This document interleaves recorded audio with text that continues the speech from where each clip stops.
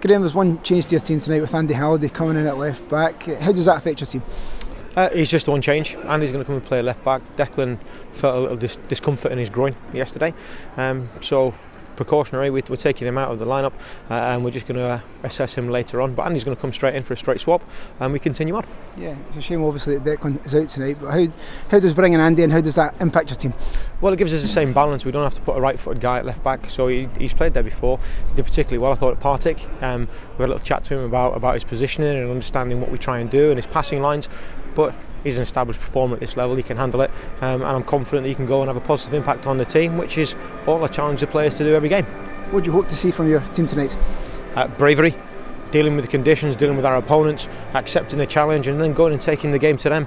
I expect us to start with a tempo, start with a belief, start with a confidence, and back up the good performances that we've had recently with that positive mindset to go and take the points. You mentioned the confidence in the squad just now. What is the spirit like in the dressing room after the victory at the weekend? It was good, but we didn't get carried away, which was really important. I thought it was a game that we won, but we know we can be better, and we know that regardless of the opponent ahead of us or what other people do out with our group, we have to focus within our group and not get carried away with hype or media speculation. We just have to make sure we do our jobs properly, and I thought the boys did that really well at the weekend. And as I said, it was positive in the changing room, but it was guardedly so, and I thought that was completely appropriate and respectful to our opponents and respectful to the game tonight as well. Yeah, Dermot Park's always a tricky place to come to. St Johnstone are a good side, of course.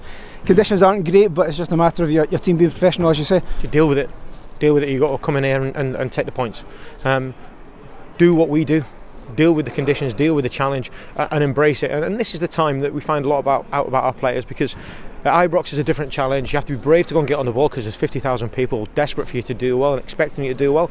But at this place, it requires a different kind of bravery. The bravery that requires you to go and embrace the conditions and deal with that, as we did at Ayr, and continue to play our stuff and be brave enough to go and do that, as well as meeting whatever physical challenge they put in front of us. So I'll be looking for that from the players as well. Yeah, as you say, one change tonight, but how important is it to have that continuity in the other positions and to build on the solid foundations that have been there so far? Well, do you know why we've got that continuation is because the guys have been performing.